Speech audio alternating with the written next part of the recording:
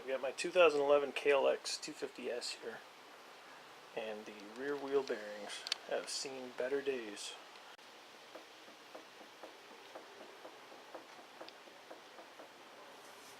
So we're going to swap them out. First thing you're going to want to do is remove your rear wheel. So once you get the wheel off, pull out your wheel spacers, and you're probably going to notice that on the sprocket side, that's usually the side that has the most wear. You can feel that that bearing is loose and it's rough. So pop these dust seals out. To get at popping them out, it's pretty simple. Just use something like a flat screwdriver. Go in between the bearing and the seal, give it a twist, out it comes. Clean out some of that old dirt and grease that builds up in there over time, and flip it around and do the same on the other side.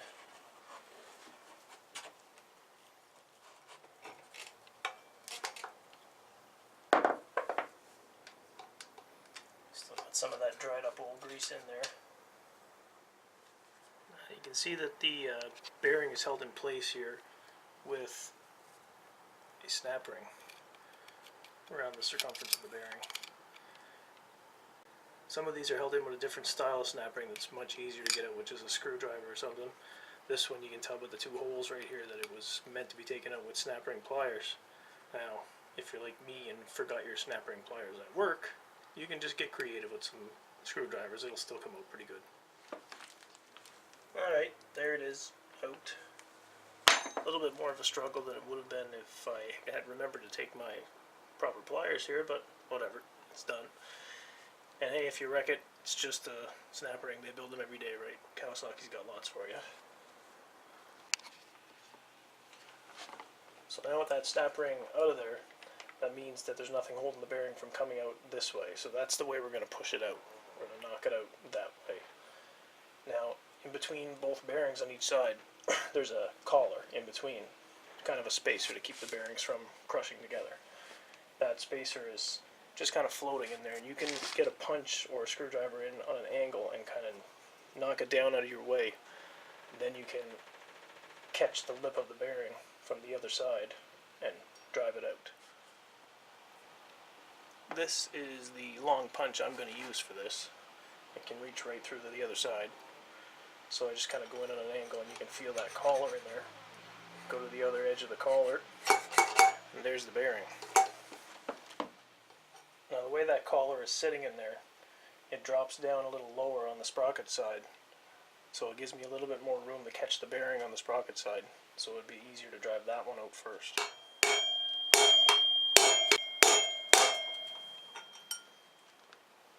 You'll want to try hit each side of the bearing as evenly as possible. So go up on an angle and catch it on that side, and then down on another angle, catch it that way. Just cross it up, try drive it out evenly so it doesn't get all crooked in there.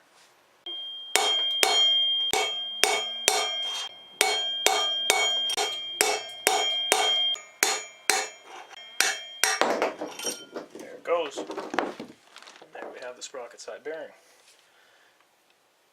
And it's trashed. That's where 90% of the play in the wheel was coming from. So now we can spin this around and repeat the process. Now that one bearing is out, we can pull the sleeve out of the center.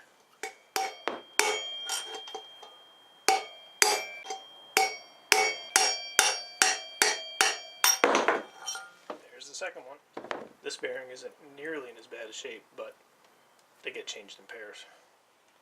Some bikes, some probably larger dirt bikes and street bikes, tend to have 3 bearings in the rear wheel. This one only has the 2, but it's pretty much the same procedure. Now that we've got it all apart, it's a good chance to clean up the inside here. Get as much old dirt and grease and crap out of there as possible. A little bit of fine sandpaper and some brake clean does a good job cleaning it up. You don't want to go too crazy with the sandpaper. You're not trying to remove metal, you're just trying to get the crap out of it, right? Now to start reassembling. That's the new wheel bearing kit I'm putting in. This happens to be an all balls one. But that's basically what your kit's going to consist of. New bearings and new dust seals. Now in this case, both bearings are identical, and it doesn't really matter which way they go in. You could put them in either way. What I like to do with just about every piece of this as you put it together is start putting a thin layer of wheel bearing grease on the inside bore of the hub and on the outer brace of the bearing. It'll just kind of help it slide in there a little better. Now with everything greased up, you're ready to start driving the bearing in. If you have a shop press in your garage, that's great. You can just press it down inside. But most people are going to be using my method, which is just, a hammer and a punch. As you're driving it in, you want to make sure that you do it evenly. Start it from one side to the other, crisscrossing on each side of the bearing as you go, and only focus on the outside race, the outer ring of the bearing, not this inner one. Kind of takes two hands to get started, but now that I've got it going, you can actually see it going in. I'm angling the hammer so it only connects with the outer race of the bearing.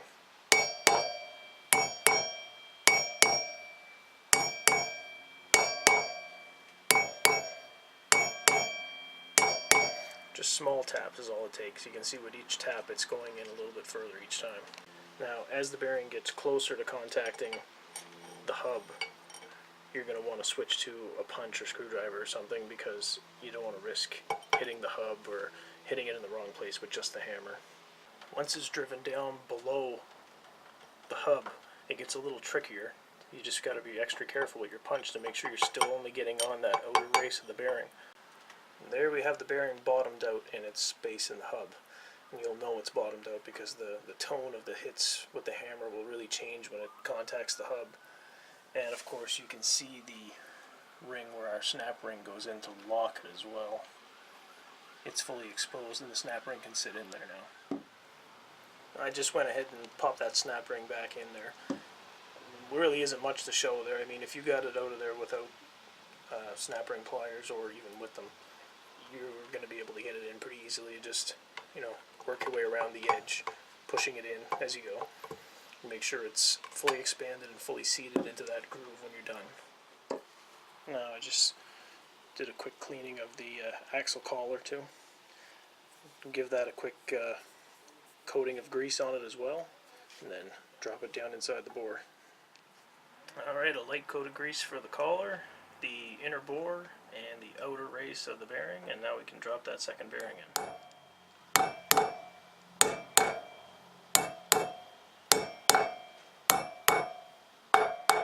Now as you're getting close to seating the second bearing in, you're going to want to make sure that the inner collar is lined up with both bearings in the center, because it can just flop around in there.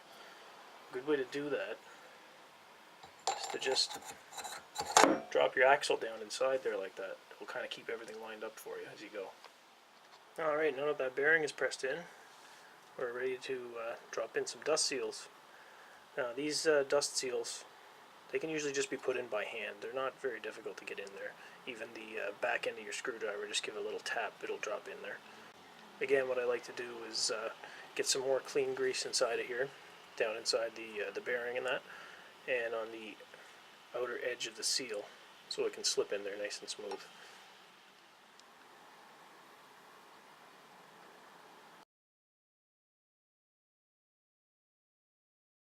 You just got to push them in until they're flush with the hub.